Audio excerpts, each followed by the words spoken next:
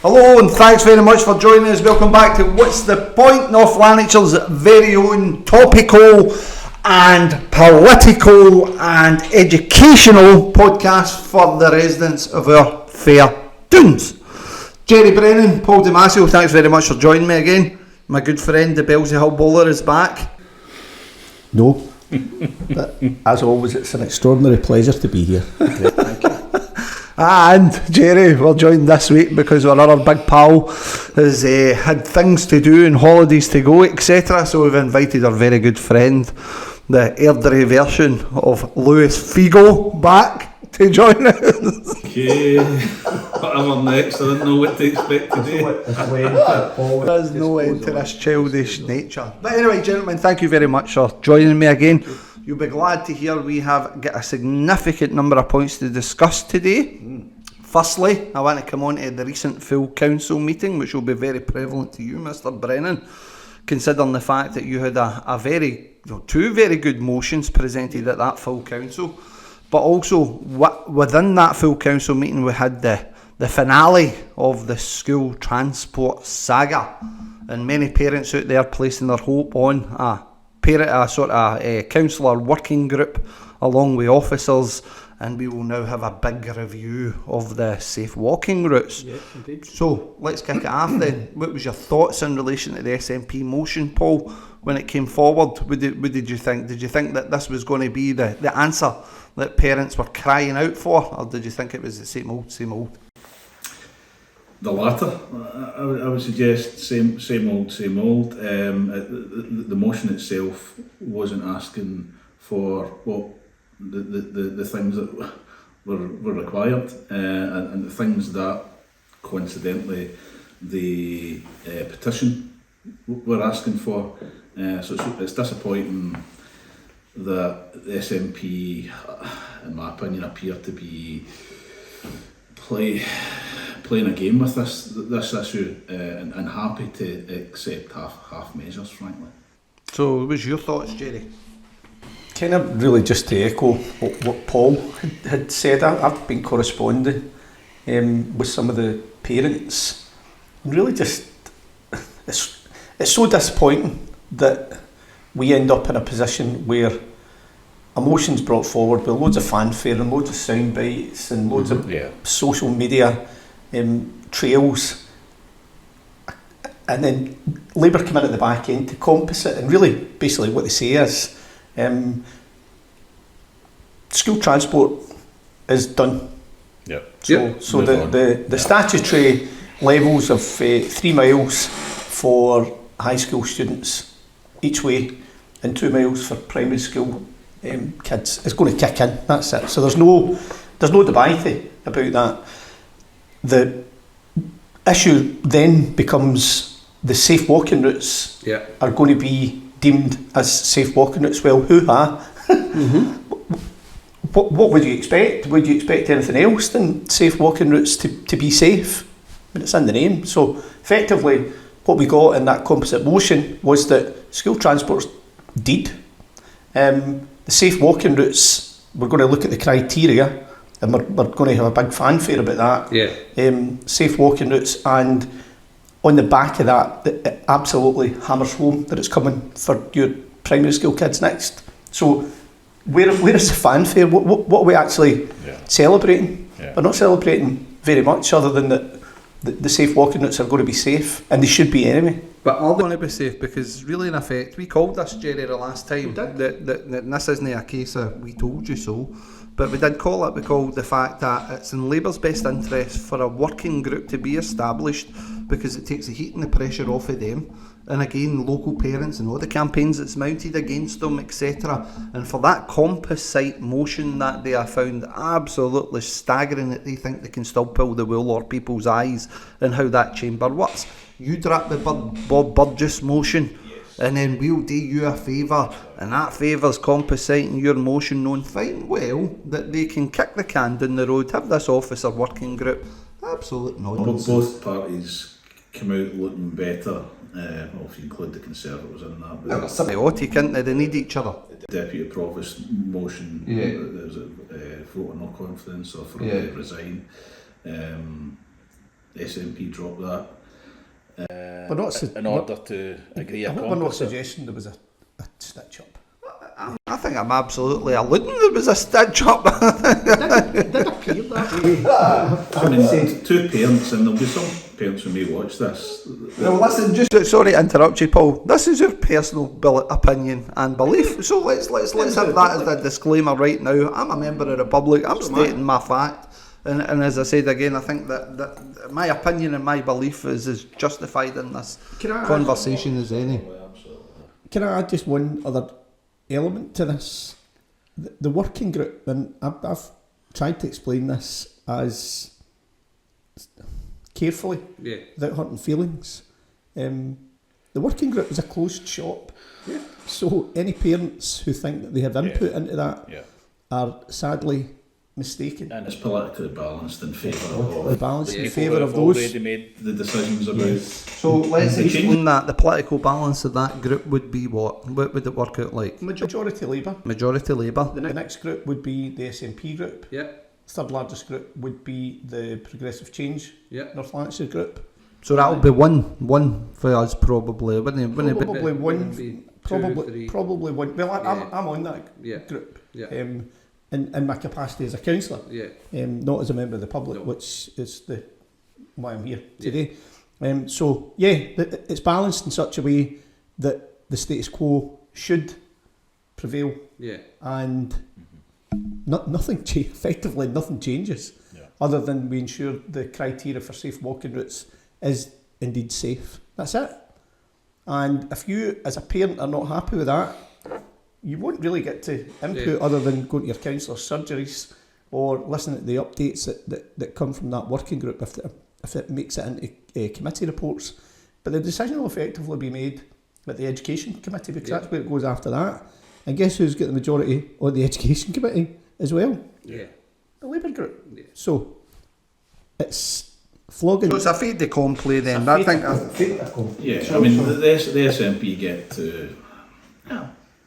They've done something. They've not went far enough with that motion, and especially by composite, but they didn't ask for enough within the motion in the first instance. They didn't ask for the same things that were asked for within the petition. Do you think? Can I just say, sorry, in terms of the public and those who are campaigning in relation to this tirelessly. They want something done. They want anything that can be done with regards to this issue. So obviously they're over the moon. That they would be over the moon at the time when the SNP motion goes through. I would imagine. They certainly appeared to be however, happy. Sadly, as we've highlighted, it won't have any teeth. Do you think the parents are in for a rude awakening to see what the outcome of this working group is? Because ultimately there is no stop to the cuts. So that's the first point.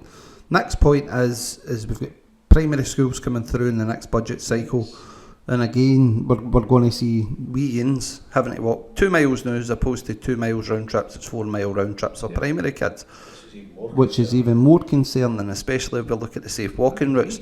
So if we look at, say, potentially, and this is me putting it in layman's terms, but say they come in for August then, right? And the position would be that many parents will be waking up, because really in effect you don't really pay attention to much noise taking place outside unless it directly impacts you. Mm-hmm. So once these parents start to realise that, do you think that we're going to have the same sort of campaigns, the same sort of outbursts and outrage, rightly so, coming from parents, or do you think the SNP's firmly put a nail in the coffin for any future? The latter. I think the motion, if you carefully look at the wording of the composite motion, it absolutely puts a nail in the primary school aspect of it. Yeah. And I would encourage those who have a keen interest in that to look at the wording again. Right, okay. Right, moving on then. You had 2 very good motions put forward. Do you want to tell people what they were again? Capacity as a councillor. In another capacity, happy to explain both of them. I want to say from the outset that the motivation behind both were sincere and genuine. But I think it was clear from the very outset that, at least from one of the political groups, it was never going to be deemed as such. Effectively, the first motion around the winter fuel payments, and about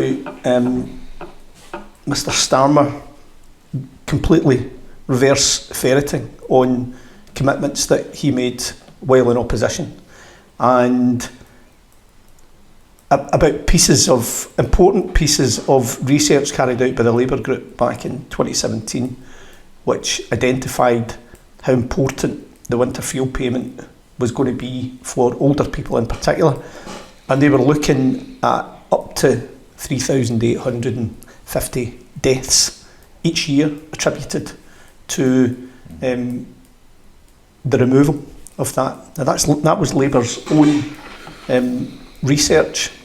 There was other research carried out that spoke about the reduction in winter deaths between 2010 and 2018, again attributable to the winter fuel payment. So we know that it saves lives.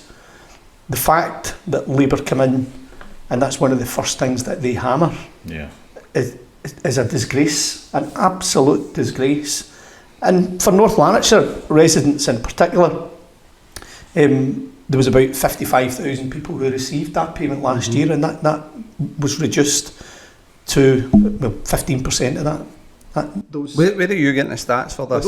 Those are Scottish Government stats. The reason I ask is I've stipulated 40,000 in the past. Others have said different figures for the residents in North Lanarkshire, so we want to be accurate on that. Right, so Scottish Government produced figures to say that 55,000 people received it last year.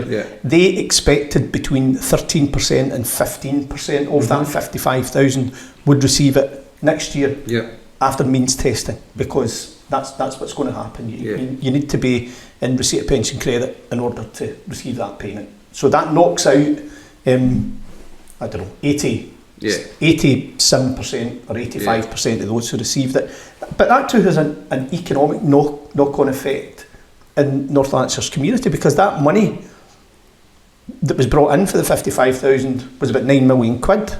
So reduce that by 87%, and North Lanarkshire's economy is short of that. So 7.5 million, just say 7.5 million gone. So just a quick question then, Jerry, for the people at home as well. Sorry. Just in case anybody's missed it, that motion asked for Jim Long to write to Keir Starmer on behalf of the people of North Lanarkshire, in particular the older people. And what was it requesting? It was requesting that he reverse that decision immediately. Well, funnily enough, this week as well, what we've also had is Frank McNally, our new MP, came out with a letter that he's published on social media and through various channels. And within that letter, he's writing to Rachel Reeves, requesting that Rachel Reeves reconsiders the winter fuel payment cut. So he supports my motion. So there you go. It's kind of uncanny, but here's the irony. I like my irony, Jerry. I like my irony. The irony is he's one of the very same individuals that voted for it. So how can you vote for that winter fuel payment cut and then when the heat is coming on and you're sort of polling not really that good in your local area because of that decision, and then all of a sudden you're now writing to Rachel Reeves? Yeah, I think there's a genuine duplicity at work here. And it's part of the thing about collective responsibility, right? So you're either a member of a political group that operates under a totalitarian regime where collective responsibility is that if the party goes one way, you go with it, irrespective. You can find kind, soothing words to put in a letter, but actions speak far louder than words. And genuinely, people look at your voting record, so you can't run away from that. And I think one of the things that we, as members of the public who know a wee bit about how the system works, is that we need to be highlighting voting records, etc. And this is a really good platform for doing that. I think it's good as well, Paul, to get away from the misnomer that Labour has been currently presenting in relation to this cut as well. So what we've had up until now is everybody's going to be safe under the triple lock pension, and we're going to make sure that pension credits can kind of kick in and do the different things. I've heard cases where somebody's only £1 over the threshold, £1, and it's refused. Yeah. So where we are at the moment is, and to give a wee bit of an explanation on this, 2016 is when pension law changed. So you've got two pension systems. It's a Tory policy. The old pension, yeah. Yes. And you've got the new pension. And only 1 in 4 people qualify for that. So this nonsense that they're hitting out with, that people will be able to claim this back or they'll get it through other means, it's a load of garbage. If anybody actually looks at how this pension system works, they will find only 1 in 4 people will qualify. Mm-hmm. So you've got a vast breadth of the nation, pensioners that are going to be impacted by the ludicrous decisions that this UK government's making at the moment. Do you know, I was looking at some data yesterday on inflation rates over the past while, right? And especially over the last few years, where inflation's been running at, between 10 and 14% for long periods of time.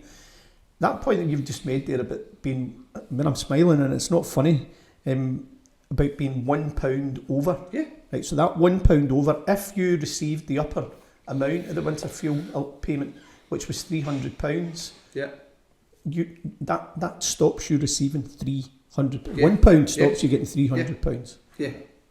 That cannot be right in any in any democracy. It's a policy you would expect, more likely expect from a right-wing Tory government, for it to be one of the first actions of a left-wing.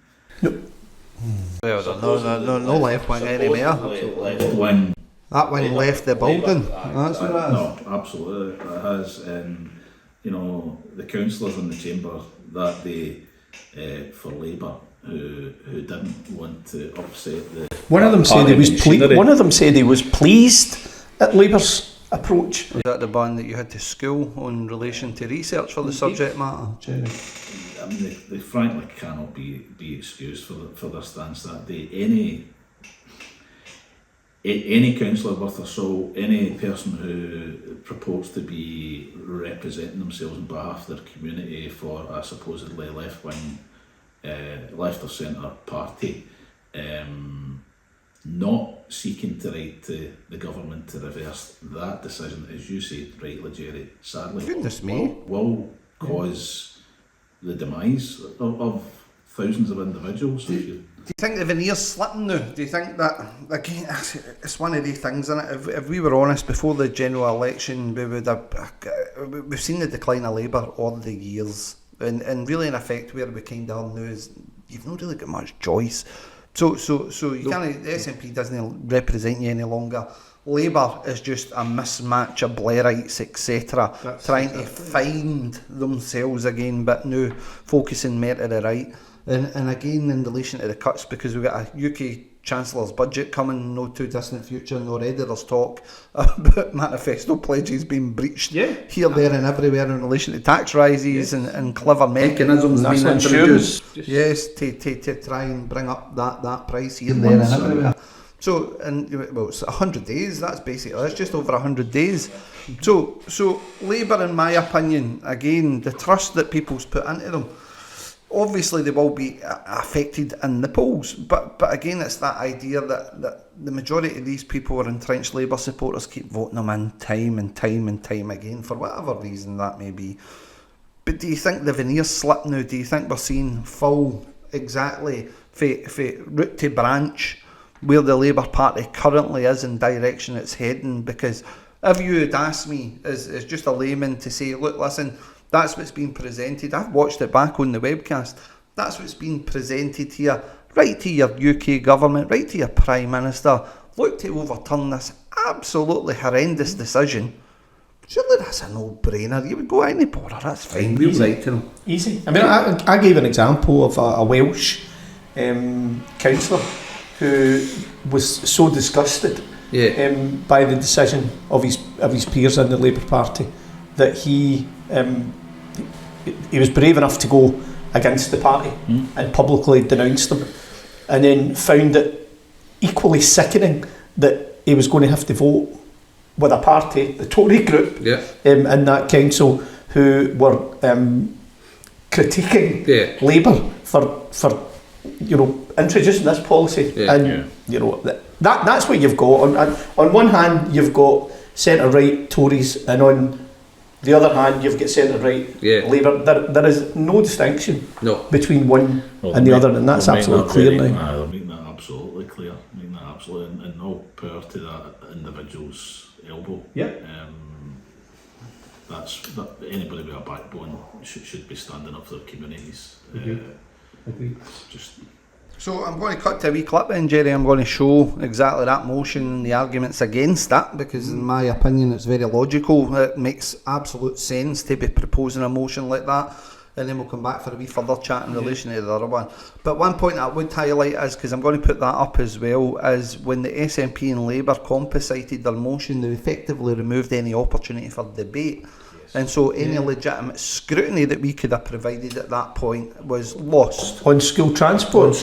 Absolutely, because, and I'll make no secret of this, individuals who were in the chamber had material, had information that they wished to share, that they wished to speak about, that would, at the very least, have brought some pressure down on those both compositing and bringing forward the original motion itself. We couldn't have that now. So we were refused that. We were denied the opportunity, and to hear that.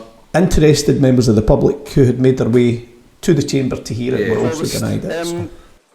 Provost, the Labour Party promised during the election campaign that they would cut fuel bills. However, this week energy prices are estimated to go up by 10%, adding around £150 to the average household bill. This means a negative impact on household incomes across North Lanarkshire Council, hitting the most needy and the most vulnerable where it hurts, in their pockets, and when it hurts, in the deep, dark and cold months of winter. They promised change, and what they delivered was just the same. Same old Tory policies from a Labour government. We still have the bedroom tax to mitigate, and we still have the 2-child cap for benefits. In Wrexham, Labour councillor Anthony Wedlake broke ranks with his Labour Party colleagues and said, "I had to vote against Labour. I had to vote with my constituents who have collectively been appalled by this decision." On hearing that the Tories condemned the decision too, Councillor Wedlake went on to say that he might end up voting with people who have no right to condemn any decision that affects poor people, because their party implemented the bedroom tax, have taxed the poor more than they tax the rich, have taken 40% in real terms from public sector workers' wages over the last 14 years, and of course we could talk then about the PPE dodgy contracts during the pandemic. Of course, the Labour group will deny all responsibility for this, blaming Tory partners and going on to blame the Scottish Government, but the fact remains, and we know this because West Streeting told us it. The Health Minister told us, while in opposition, that all funding roads lead to Westminster. Well, under Labour, that road seems to be well and truly shut. There's no excuse for the road being shut. Labour are in complete control of UK budgets now, and that means the amount of money which comes to North Lanarkshire Council via the Scottish Government and the block grant. Labour will claim that they didn't know about the 22 billion black hole they inherited from the Tories, but we know that that's just simply not true. The OBR had already indicated that 18 billion of that was coming down the line. It was discussed in the pre-election debates, and the additional monies, 4 billion or so, that brings it up to the total of 22 billion now being claimed, has been used to cover public pay disputes, which the unions, who funded Labour's election victory to no small extent, insisted were paid on day one of a Labour government. So, Labour knew, to the penny almost they knew, and still they promised change. Change they must deliver. Last year, the universal payment was paid to around 55,000 people in North Lanarkshire who received up to £300 over the winter months. Because the winter fuel payment wasn't reserved to Holyrood at that time, everyone in the UK benefited who qualified for it. And here's where Labour have really hammered Scots, including North Lanarkshire Council residents. Without any consultation, we devolved the winter fuel payment and introduced means testing, which means that around only 15% of Scots who received it last year will receive it this year. Some won't have the means to apply for it, and therefore they will feel the pinch even harder. A crude financial analysis suggests that around £7 million will be lost to the North Lanarkshire economy, and Labour will look to blame the Scottish Government for cutting the payment. This motion asks all members in the Chamber to support the call for the leader of this council to write to his party boss in London and ask him to pay back what he has taken from Scotland and North Lanarkshire. If Keir Starmer can acknowledge he made a mistake about the gifts he accepted and paid back the money, he can do it for our poor and most vulnerable in North Lanarkshire Council. Please support this motion. Provost, thanks very much. I have to agree with Councillor Stubbs on the point that there's an interesting thing happening here. After so much cohesion between Labour, SNP and Conservatives to a certain degree, we now find ourselves in a position where we've got disagreement based on unfacts. The fact still remains that it's Westminster that make these decisions in relation to winter fuel payments. There is 40,000 individuals going to be directly affected in this authority this year alone, and I think it's quite shameful, the fact that we're bittering this down into he says, she says. The motion is quite straightforward. Labour Group, write to your masters and ask them to overturn the decision. Thank you, Provost. Councillor Carragher. Yes, Thanks, Provost. It certainly is interesting to see Councillor Stubbs and Councillor Lennon agreeing so much to make sure we get the band back together. I think that might be a wise move. Just looking back on the discussion that we've had today, there's a clear, maybe I'll be deliberate, but let's hope not, a neglection of what's actually happened in the last few years. Ferries, field capital projects, National Care Service, the list goes on and on and on. The amount of misspent funds from the Scottish Government is absolutely shocking, and this is why we're in a situation in Scotland where there's no forced nature here. The Scottish Government is making this decision on its own because of its decision making over the last 17 years. That's why it's happening. I look back to Councillor Wilson's points now. I generally do question, 14 years of Conservative government, 14 years of bad budgets that have left working people worse off, and the black hole that was left for this Labour government is nothing short of appalling. This decision, it's not a palatable one, it's not an easy one. But in North Lanarkshire Council, this Labour administration will certainly be doing everything it can to help those residents who are impacted and ensure that we are in the position to support people moving forward. Thank you, Provost. I'm going to address some of the comments first, just in my closing remarks. But first of all, to Councillor Wilson, universalism isn't a dirty word. It adds to social cohesion. It's a good thing. The Tories have tried to destroy social cohesion since 1979, and the Labour Party, in its current iteration, are simply following in behind. Councillor Wilson's insults and derogatory comments about PCNL really just shows how effective an opposition we are. So I want to thank him for that. Councillor McPhillamy makes some bizarre assumptions about me, which really only serve to highlight his lack of understanding, but I'm happy to provide some information to him privately if he needs that. I'm not going to comment too much on Councillor McBride's comments, but I do feel his pain. It must hurt when his party are more Tory than the Tory party in London, and I mean that sincerely. It must be an awful position to be in. Councillor Stubbs has rightly identified that the only individuals with the fiscal flexibility to change this atrocious decision is the UK government, currently held by the Labour Party. These are painful, painful things to accept as a Labour Party, but you have to own it. You wanted this. You promised change. Let's see that change coming down the line. Councillor Costello said that he's pleased at the steps that Labour have taken. Where have the Labour Party gone? Where are they? The founding fathers of that party must be turning in their graves. And I'll ask Councillor Costello if he's pleased with this statement. Thousands of pensioners could die if the government proceeds with its plan to cut winter fuel payments for those not on benefits. And that's from Labour's own research. Okay. Analysis published in 2017, when Keir Starmer was in the shadow cabinet, warned the Tory government that any plans to cut the fuel allowance to pensioners would increase deaths by 3,850 persons that winter. The proposal put forward by Theresa May's government was dubbed the single biggest attack on pensioners in a generation in our country. That attack didn't come from the Tories, that came from Labour, that came from this group's party over here. Half of the almost 10,000 decrease in so-called excess winter deaths.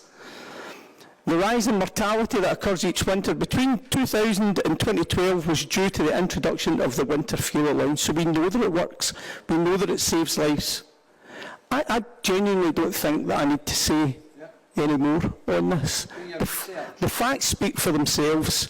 Labour should be ashamed of themselves in relation to the winter fuel payments. And I urge the Leader of this Council to write to his boss, as set out in the motion. Please support the motion. Thanks very much for giving us your patience there and trying to understand that. I'm always glad you're on, by the way, because I can guarantee we have one viewer. Jerry, I can always guarantee we have that one viewer. How are you, Mrs. Damasio? I hope you're well.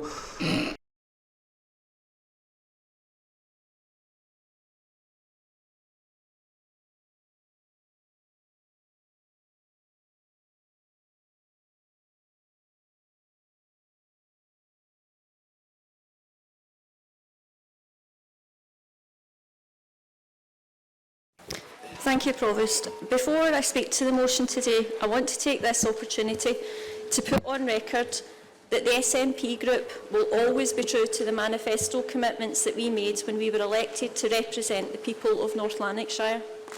When the financial opportunity arises to reverse in full the previous decision taken on school transport provision, we will do so. I say this because any attempt by any member in this chamber to mislead the public into believing this can be reversed today or on the back of this motion is a failing of the high expectations of councillors and the way in which we should conduct ourselves in undertaking our duties. Each and every member in this chamber knows that a decision made at full council can only be reversed or paused by the full council and only if full costings are made clear. The reality at this stage is my SNP colleagues and I have exhausted all means within this council year to reverse or pause the changes implemented by a previous budget. The motion that you have before you today gives us all the opportunity to ensure that the criteria North Lanarkshire Council uses to determine whether our walking routes to school are safe is robust enough and fit for purpose. It is my understanding that it's the collective will of the majority of members in this chamber to put politics aside and put the safety of our children first. I move the motion, Provost.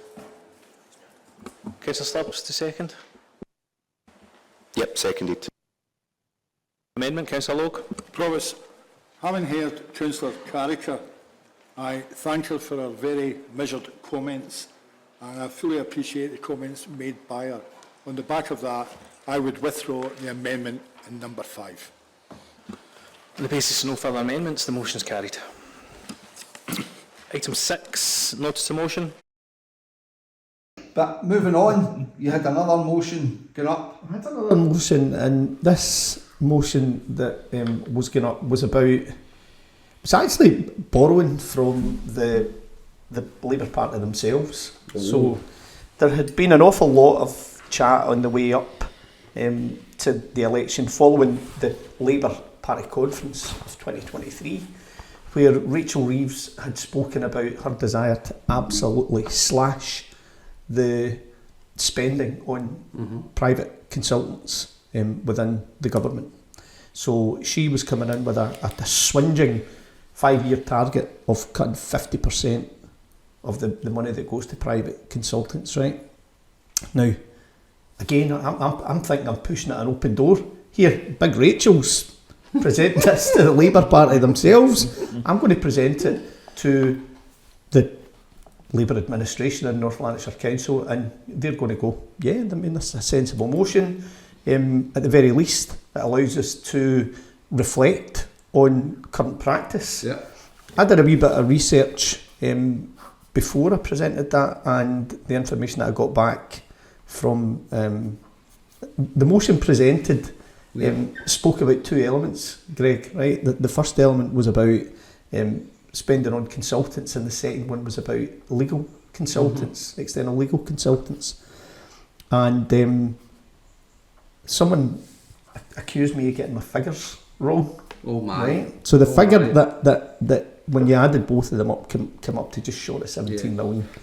And a prominent councillor within the administration suggested that my figures were wrong. Yeah.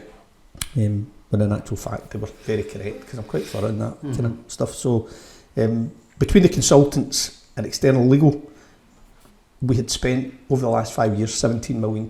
17 million pounds. So that's 4 years of school transport. And I know they're coming from different budgets, but that's the scale that we're talking about, right? Aye. So my motion was to create a working group that would be a check and a balance on the spend, when local authorities spend on consultants and external legal advice.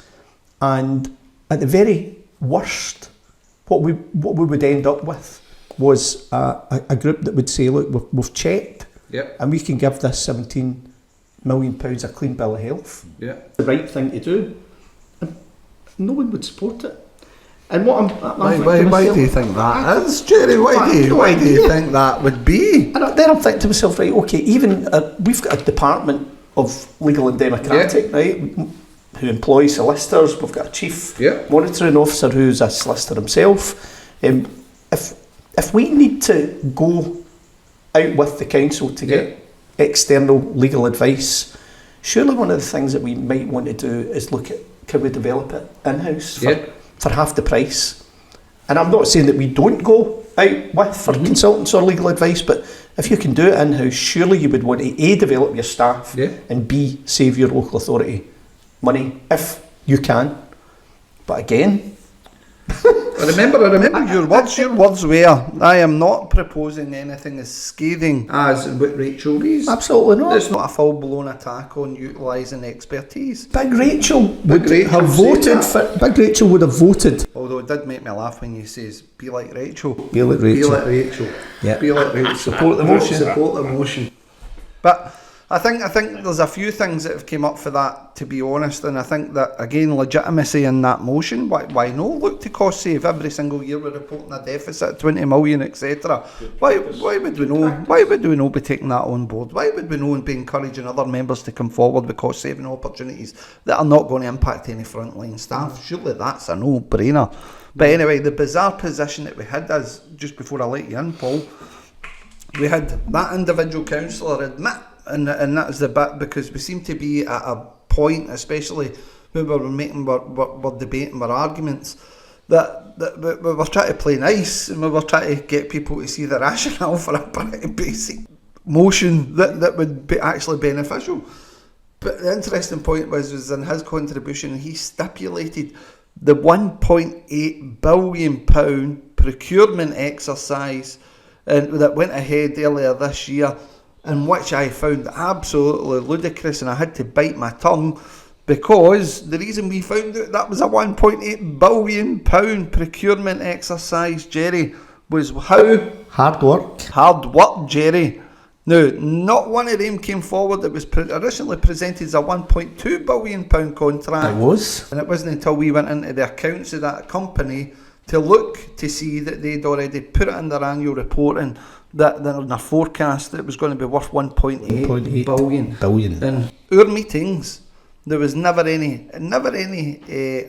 what would you say, acceptance of that figure of the 1.8 billion? Can I put into context something about that contract? Yes. Right, I was more than surprised that contract was even discussed. Right, I would have thought that You'd stay well clear they would run a mile from that, because the cost for consultants for that 1.8 contract. What was the cost of that again? £4 million. £4 million. £4 million for one contract, right? Within that contract, there was one report, Which is one redacted. elusive Redacted. but key Yeah. report to that 1.8 billion contract going to a single bidder for a 1.8 billion pounds contract. So a consultation which cost £4 million, One report, entirely redacted. There's no information One report, you could make from it. £130,000 Yes. for one report. So that's the context in which the motion was brought forward.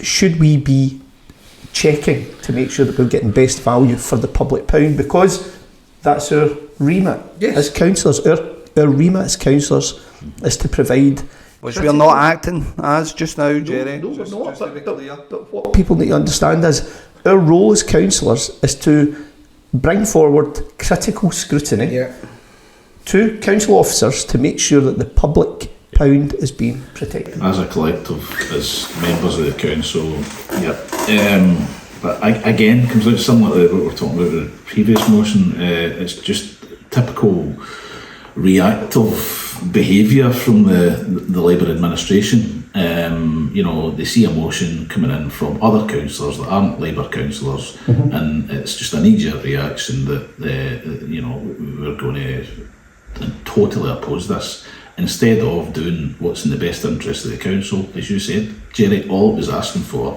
was a health check. Totally, Reasonable.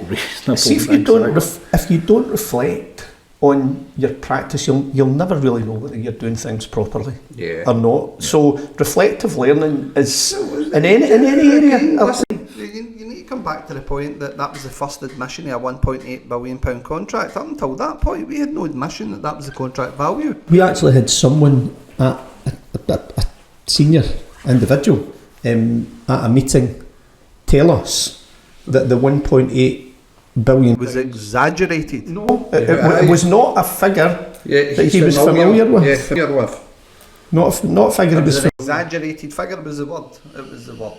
But as I said again, I think when you're presenting these kind of motions, and people aren't daft, they'll be able to watch these things back and look at it. There's obviously an agenda at play. Perhaps it's the responsibility lies on trying to get motion through as if you go and you kiss the ring to the El Presidente and say, El Presidente, can we compensate your motions? Can we do that, El Presidente? Make it look as though we're doing something. But I thought the contributions were interesting as well. I did like that. I think there was a certain councillor that tried to dig. I think it was me. I think it was where it was about the recruitment committee or something like that, and how some member doesn't attend these and all. It was made. Do you know what I loved as well? Right, one of a prominent Labour councillor made a comment, a plea, not to personalise things. Oh, don't personalise. So, see, actually, when you watch back, it's them who start personalising. Has the group not faced personalisation since the day it was formed? Absolutely not. Absolutely not. But what they do is they claim victimhood. Yeah. And it's the level of debate has been reduced by this personalisation. Well, here's what you do. If you don't want to personalise things, don't do it. Right? Keep things. Again, I can't sit here quiet, because again, it is my opinion and my belief. You're saying about personalisation. It was only 2 full councils ago when your group got singled out and it got lambasted and called conspiracy theorists and everything else. Now, Coincidentally, when the cameras were off. Well, the cameras were off. Cameras switched off. To we put you in a box. So that's personalisation. If you want to talk about that, then so be it. Yeah, but don't claim victimhood. I'm not claiming that. No, I'm not suggesting that you do. But when councillors, elected members, claim victimhood, immediately you know that you've struck a nerve. You've struck a nerve. They're and they don't like interesting, it. as I say, coming back to that point, but to be reminded about my own attendance at the recruitment committee, whatever that may be. I think that was interesting for that individual, considering the amount of community meetings that take place in our ward area. But the less said about that, I think at the moment, probably the better. Is there an attendance? There's an attendance issue. There is an attendance issue, especially when local people are calling for meetings. Right. Anyway, moving on, Paul. I think that you had a good couple of weeks as an election agent, did you not? Busy few weeks. So you know, the political party which all three of us happened to represent had their first election as a relatively new party, by-election in Fortissat, and we had an absolutely fantastic candidate. Tell us about Fortissat. What's the makeup of that ward area? Where is it? So Shotts and surrounding villages. So you have. Need to be careful here, I don't leave anybody out. Hart Hill, Salisbury, Morningside, Tarbothy. I love that name. Tarbothy. So yeah. And Allington. So big Allington, big geographical area as well, out with, as I say, Shotts and surrounding villages.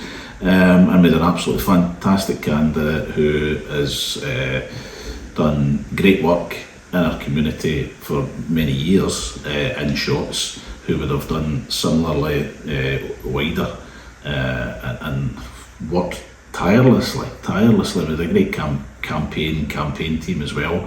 But I find, other than the fact that we didn't actually win the election, it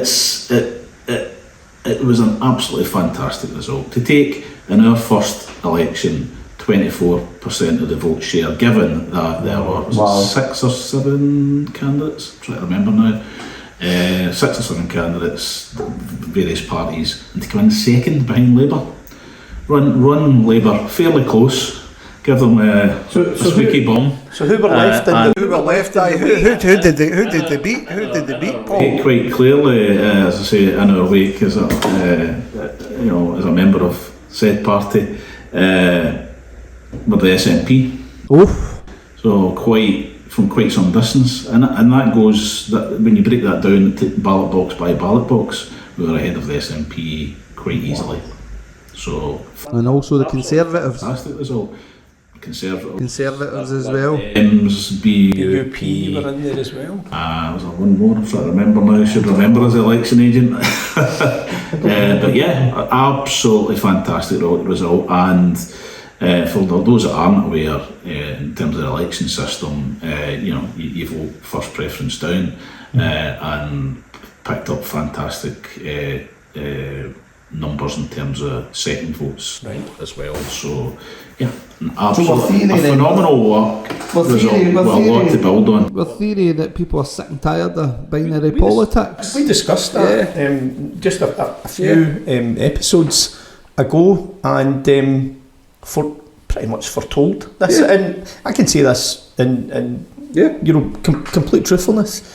There was no candidate in place at that time. We were thinking about people being disenfranchised, feeling left out of politics altogether, not having elected members who were representative of them, or visible, or had local surgeries, all of that. And who came forward?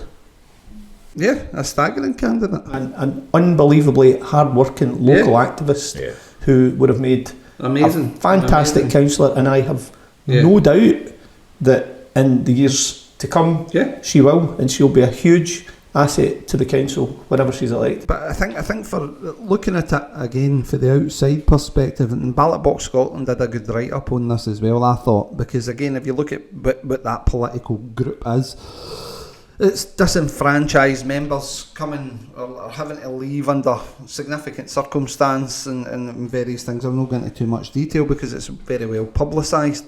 But But the point being here is to show that there's a different style of politics that could potentially take place in North Lanarkshire. Absolutely. Where you don't have to conform to the Labour El Presidente style of politics that's been imposed upon us for time immemorial. Yeah, well, this is basically it. You have an opposition that's not an opposition. They're not an effective opposition. And so really, in effect, how can that the administration be challenged? It's certainly never been challenged. See that opposition group? Yeah. When you look at the downfall of that, Yeah. that party's performance in North Lanarkshire since 2022, they've gone from having councillors numbering into the 30s Yeah. to drop into the 20s, only under the same kind of leadership to end up third place to a party that's only just started. Yeah. The percentages that we took this time round, I'm pretty sure I'm correct in saying that the by-election in 2022, that would have meant a win. Well, it would have, but I'll tell you an interesting point. If I was sitting in that SNP group just now and that result came through, and the minute that I seen that result coming through, I would have squeaky bum time in relation to the standing at the next council election. Because if that's the calibre and the strategy and everything else that they're putting forward, they're taking the electorate for a ride then, because ultimately what they're doing is presenting the same old rhetoric and mantra, independence. Well, people woke up to that. You can't deliver on that. No. You cannot deliver on that. So what are you going to do now? What's your next trick? Absolutely no offence to the individuals concerned, but the level of candidate that we saw put up by the two main parties, I'll be careful in how I word that, but it left a lot to desire. Well, one of the candidates that won the elections, one of your former colleagues, she was there the last time in 2017 when we were there, Paul. I think it was a by-election. A by-election, and if memory serves me correctly, the voting record in that individual, again, we talk about voting records. What did they do locally and how did they present things? I can't comment on that because I wasn't elected at that time. And it was every committee and every full council I never heard them contribute once. Never heard them contribute. I'll be honest, if I'm being perfectly honest, that would go for the other two Labour members. Yeah, well, that's true. Up there as well. So Labour, Fortissat, like lots of communities, but Fortissat is still a particular stronghold. Has been a particular stronghold for Labour. Yeah. So to give them a bloody nose and for them to have they were pulling all the stops clearly. Well, it'll be interesting coming next council election if we decide that we want to place people everywhere in the authority. We might even challenge for 2 to 3 seats in the authority. That'll be interesting. Do you know what? See, when you have an election agent of such standing. especially when it was a hit with the locals. Oh, and sarcasm, right, Jerry? Move on. I was in bewildered awe at this man. He just effortlessly charmed. Oh, he did put a graft in. I'll give him his due. He's so smooth. He is so smooth. The whole team did, gentlemen. But again, had a phenomenal candidate. Really was a hard-working candidate. And would have done and will do when she comes back. Well, that's what I was going to say. We've not heard the last of her, that's for sure. We've not seen the last of her. Phenomenal councillor. She will absolutely. There's no doubt of that. And I'm pretty sure the next time she'll get elected. Well, on that note then, I think we can kind of move on. And the interesting point to finish on that is others beware, because there is an appetite for a different style of politics in North Lanarkshire. There's an appetite for real change. Real change, I know the Change. It's no, and plastic coating that Labour's promising. that's the point, and I think the point that people are finally coming to terms with is that on a local level, at a council level, you cannot impact on macro issues. You cannot impact on independence to any great extent. You cannot. People are sitting tired of hearing about the Scottish Government no funding local authority as well. But so again, when it comes to Westminster under Barnett consequentials, people aren't daft, they're waking up. People sitting in the chamber arguing about it's Westminster's fault. Oh God, man! Honestly. What are we going to do to support the public. So we need to find. Communities. That's exactly. Do you know, it would be interesting if you removed that, if you removed that argument in that chamber, if you could remove that completely, where none of them have anywhere to hide any longer, and it's that one's fault or it's that one's fault. It would be interesting for us to see what style of politics it would have to come forth. I think people would be quite shocked at the lack of vision and lack of ambition that currently exists. The fact there is a social media post out there at the moment where the leader of one of the committees in North Lanarkshire, the Finance and Resource Committee convener, features in a North Lanarkshire council. Oh, I know where you're going with this. Don't go there yet. I want to come on and talk to you about this in a second. That's just to warm people up. Is that? Oh well, let's just do it as a seamless plug on you. Well, it's not really a seamless plug. Or a seamless transition. It goes back to that whole thing about people blaming everybody else and their granny for their inability to do things properly. So, on the one hand, the complaint coming from this convener is that the big bad Scottish Government are cutting their money, forgetting, of course, that West Streeton, the Health Secretary, when he was in opposition, made it clear that all funding issues lead back to Westminster. So there's no escape for that, right? No escape. But then he alludes to other pressures that exist in the same breath. And they're all stuff that emanate from Westminster too. So things like inflation. Well, the economy is reserved to Westminster. Energy prices. Energy is reserved to Westminster. All of these claims that, you know, if only these aspects of our life weren't there to hinder us, would be better. Well, they're in control of all of that. Yeah. So go and change it. Seamless transition. Go and change speak to your leaders, speak to Big Rachel, she'll get it sorted, speak to Keir, get Lenny one of his suits, one of his ties. That's a seamless transition right into the budget then, Jerry, because I know that's a point that you wish to discuss. Be afraid. Be afraid. So we're coming up to that time of year where we start to think about the budget savings, the savings that need to be implemented from the revenue budget, right? So the revenue budget, separate from the capital budget, your revenue is stuff that is your day-to-day stuff. Which a lot of people can't understand, Jerry. So a lot of people in that chamber can't understand sometimes. And your capital budget is for building and investing in major projects, sort of things like schools and swimming pools, and no swimming pools, we shut them. Oh, that's right. Try and shut them. Same with community facilities. Same with community. But where your community facilities and your transport facilities. Now we're getting into realms that we've already covered. So, what's next? What happens is that there'll be discussions as you go through the year, and right now we're beginning the process of priming the electorate in North Lanarkshire to get ready for the cuts that need to be made by the administration to produce a balanced budget. Because legally, under the Local Government Act, North Lanarkshire Council must produce a balanced budget. Right. What the Chief Officer, Section 95 Officer, as they're known, who's retiring, as I understand it, so she's going to be very clever, intelligent individual, who's going to be leaving the council, and we will lose a lot of knowledge and expertise when she does. But what that individual does is produce 3 potential outcomes. 1 that's optimistic, 2 the one that's envisaged most likely, and 3 is your worst case scenario.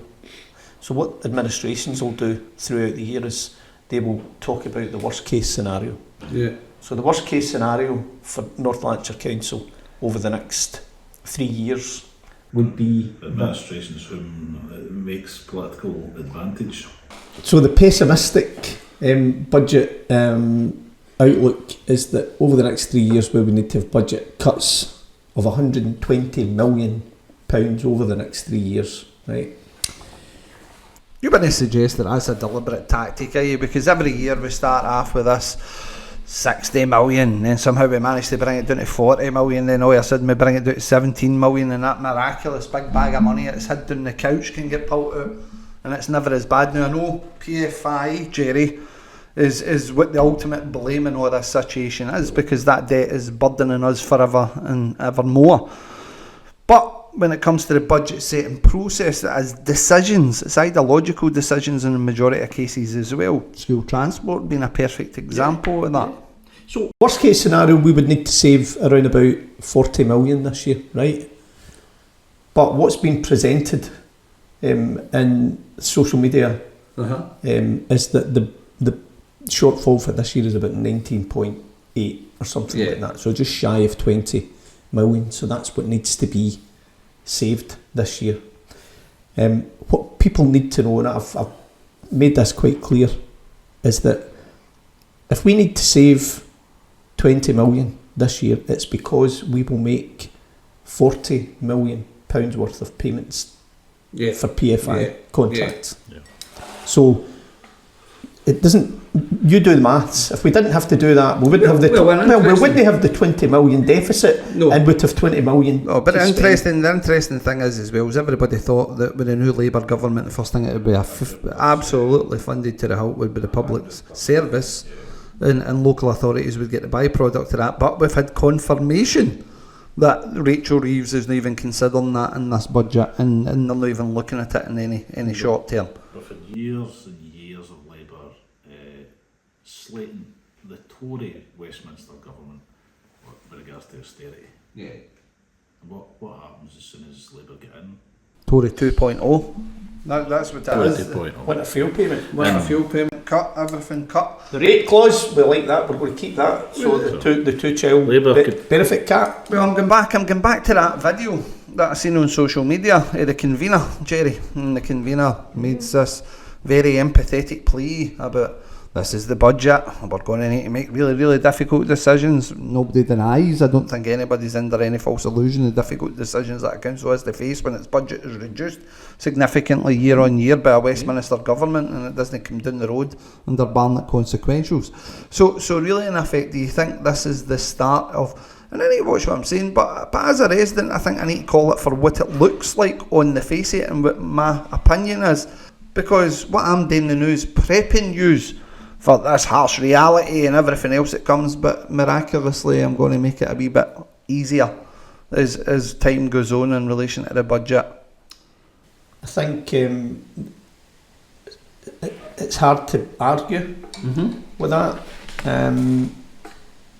There's definitely a feeling that the ground is being prepared for that, so that when these savings come down the line, the rehearsed lines of the administration are known, and all members of the administration, including those who are in positions within the administration, Tory councillors, for example, they will be regurgitating the same lines, and they'll be identifying that the bogey men and women who are responsible for all of the cuts. But guess what? It's no they. No. Definitely not them. Absolutely. Nothing to do with them. No. Nothing to see here. Move on, please. Paul, thinking back to 1997, right, when Blair and Brown came in, there did seem to be a wave of optimism. But it was a difference back then. There was money available. There was money. The country economically, There was a tangible change. There were things, there were good things and there were bad things with regards to that time. But there was a. But there was money. Change Well, in direction. That wasn't it. Actually, the economy was in a better position, right? The Tories had actually left it and put it forward. Reasonably good shape, right? But then, and this is a bit of a circular kind of. Yeah, because if you look at the national debt at that time and everything else, the national debt wasn't anywhere near what it is. Nor was public spending. Nor was, well that's true. So, but how did they get around that? What was the trick that they used? PFI. They used PFI. Yeah. So what the UK government did to local authorities was ensure that they used the private finance initiative to fund capital spending. And because it was done through private lenders. It didn't go on the balance book. And Brown and Blair could stand there and go, you know, we've abolished boom and bust, we've kept inflation at a low level, and more importantly, we've kept public spending at another level. But they hadn't. All that money that was spent was mortgaged on your local authority. Yeah. And that's why this year, £40 million will have to go to repay those sins from 1997 onwards, Greg. But it's mitigation. So any political group in North Lanarkshire, unless you're in administration, I would say, because it's ultimately your agenda that's getting presented, and it's obviously the things that you want to keep and cherry pick and various other things. They can present it whatever way they wish, but that's the fact. Difference being is that others have to try and mitigate. Now, we already know that our budgets will not go anywhere. They won't. But logical arguments don't seem to have any sort of weight in that chamber. We seem to see continuously that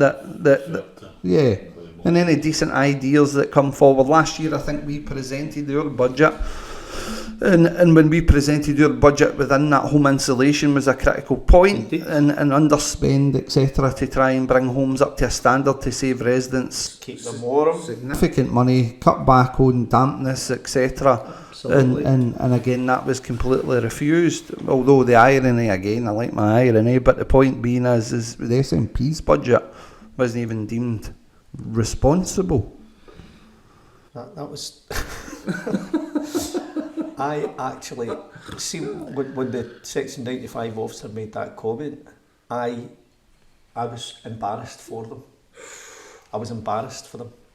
An effective opposition, they can't even put forward a responsible budget. Incredibly cringeworthy, and I had to look. I had to look away. Oh my! So back to the point then. A couple of weeks ago, you'll recall as well, we actually talked about a number of significant figures within North Lanarkshire Council potentially resigning. Yeah, good. And I think we made that call you just mentioned there, potentially. Chief Officer for Finance is departing her role, and we're looking at a number of significant departures coming up all the short term as well. So do you think the council will be the same place? Do you think? Big David, who sits often where Paul's sitting today, he has some really important thoughts around this, right? And I won't steal his thunder, right? Yeah. So next time Big Dave's on, he can enlighten that one listener, Mrs. Damasio, as to the impact of that. But here's the numbers, right? There's about 15 chief officers in the fourth largest local authority, right? And over the last 18 months, around half of them have either left or have indicated that they will leave before the end of next year. Do you think it's a case that and I'm not being derogatory here or trying to sort of besmirch anybody's character, but do you think it's a case that the pension pot is so big it's time to get out of Dodge, or do you think the job is that problematic now and the pressures that are applied because of the continual budget cuts, etc., are so drastic year on year that you get to a stage where you go, how long can I continue in this? What one do you think it is? Or do you think it's a bit of both? I don't see that as being... I think it's hard to say. I don't see that as being a difficult question. How can we possibly put our finger on it? But I strongly suspect... It's an exodus, I would call it. Both in there, it's, it can be either be seen as a coincidence or... Half your senior management team are away. Now they're either choosing to leave for drastic change, for other opportunities, or they're choosing to retire. Some of them at a relatively young. I don't believe for a second, by the way, this is to do with the senior manager, that this is the most senior manager and how they're executing their role. I don't believe it's anything to do with that. Overall, would it have provided an opportunity? You've got to ask yourself the question, would it have provided an opportunity to rationalise as well? Could potentially save on significant money in these salaries. God, if you add all the hundreds of thousands of pounds up that's paid on each of these individuals' roles. Any organisation will look at turnover rates for your chief officers, and if 50%, if your turnover rate over 2 years is 50% in your group, people are going to ask questions. Yeah. There might be nothing sinister around that. I don't believe there is. But on a personal level, I think it's peculiar. Because you're talking about this as significant levels of service, then the skill set that you're losing within that significant level of service is quite significant. Yeah. So, decades of knowledge and experience. Gone. 6 or 7-fold, I believe. So as we head into the budget setting process, do you think there'll be any sort of service review? Do you think there'll be anything that could potentially look at these roles at such a high level with such attractive salaries where we could potentially make a difference and look to save money in these certain areas? Or do you think it's going to be the same old? We'll have the same level of recommendations coming back. Labour will shout that there are not going to be any job losses as usual, which will be welcomed. I don't think they will this year. I don't think. Do you think so? No, I think it'll be difficult for them to do so. I think they come back this year and the recommendations won't include any promises that there'll be no FTE impact, full-time equivalent, which means redundancies, not natural wastage, not people being moved into other areas. This is jobs being deleted. Yeah. So I think it's going to be really tough because we have cut back so many areas of service delivery over the last 2 years since I've been here, and what's left? Time for Labour to change that. Well, give us more money. Give us more money. Wait a minute, we've got a Westminster Labour government. Yeah. Oh, but we've no right to them to ask for any more money. No even acknowledge that they're in charge of this country. I might do it myself. Oh. I might write. You might write. See if Big Rachel watches our podcast. Yeah. She'll see that I'm a big fan. Aye, Do you know what I mean? definitely. I think the interesting one is as well is especially it would be interesting to see more independent thought within the Labour group. That would be interesting. Well, take the news recently, right? You've got a grouping of councillors down south. You've got a grouping of councillors down south now who've took a stance, and the majority of them are ethnic Muslims, etc. And they've written to the Prime Minister to put an embargo on selling arms to Israel. Mm-hmm. Right, so that's a grouping. There's a couple of prominent individuals in there as well that have took that stance. Now, that's a subject matter that's extremely close to them for humanitarian reasons, etc. That's absolutely fine. But when you look at this Labour group, when they're being asked to go on a review how much we're spending on external consultants, going to write to your government to ask them to reverse a cut, and that isn't it. We asked them to write to the government in relation to the motion of the miners. They did that, no bother, because there was no controversy surrounding it. But if you look at the certain aspects of it, that Labour group, surely to God that group should be turning around and saying, is this leadership the most effective leadership that we have now? If we are constantly know something is morally bankrupt and not right, then should we be pursuing other avenues? Do you think that debate exists in El Presidente style politics? It certainly doesn't exist currently, and under the current Labour administration or leadership, I'm afraid to say. Keir Hardie must be burling in his grave. Do you think they're scared of him? Do you think that's what it is, Paul? Do you think they're scared of him? And nobody's effectively going to challenge him? It certainly comes across that way. I mean, nobody. Well, very rarely anybody speaks out. The minute anybody speaks out, they're gone. Yeah. They're actually very, very quickly, it would seem. I remember two very, very good Labour councillors. Two very good Labour councillors. I think it was it was in the last term, and it was two very good Labour councillors last time school transport was up. One of them an MP now. No. So the two of them, if you remember, within the chamber, could not vote for the school transport cuts coming in as with the ones that were in there. So the review of secondary school pupils. They didn't stand up for the community that elected them, did they? Yes. So they did, and they basically abstained from the vote. They couldn't vote for it. They're really good councillors, by the way. One of them I've known for years. And so really, in effect, they took a moral stance in relation to that subject matter. Do you know, by the time they had left the chamber, their desks were cleared. And they were took down the stair, put in the independence room. And that was how quick that was done. That was absolutely shocking for having a disagreement in relation to your group.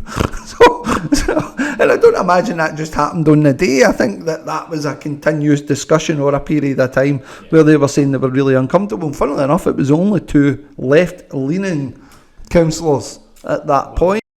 Point to make, I think. So we disagree on All the time. certain elements All the of time. education. So take Future Fridays, for example. Not a fan of And it. I'm a huge fan of Future Fridays. Yeah. But if we voted in different ways, would I go up to the office and my desk would be cleared and I'd be... There's only 7 years, I couldn't afford that. So politics is about opinions. And it's about, Discourse is healthy. It's completely healthy. You need different opinions. Yeah, you need different opinions.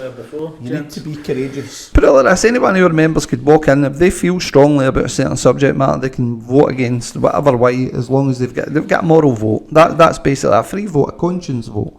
And so I think that's the bit that people don't really understand in that chamber. Do you know what, that point that you have just made, right?